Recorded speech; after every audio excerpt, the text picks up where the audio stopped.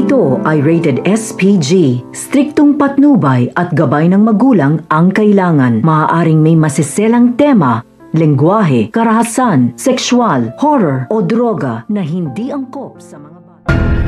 Sa patuloy nga ng pagbuwang ng loob nga nito ni Marcelo Kinatanggol ay patuloy nga siya magpapakitang gilas nga rito kung saan magpapadala nga siya ng napakaraming pagkain na tuwan-tuwa nga ang mga preso sa loob ng kulungan. At dito nga natuklasan nga nito ni Chief Espinas ang mga ginagawa nga nito ni Marcelo.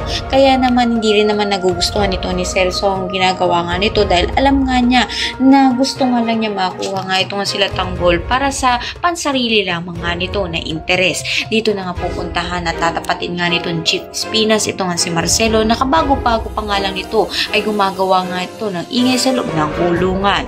Naman pakatutukan nga natin dito ang unang paghaharap nga nito ni Marcelo at nito ni Chief Espinas sa loob ng kulungan. Alahat na yan naman natin. Maraming salamat sa inyo.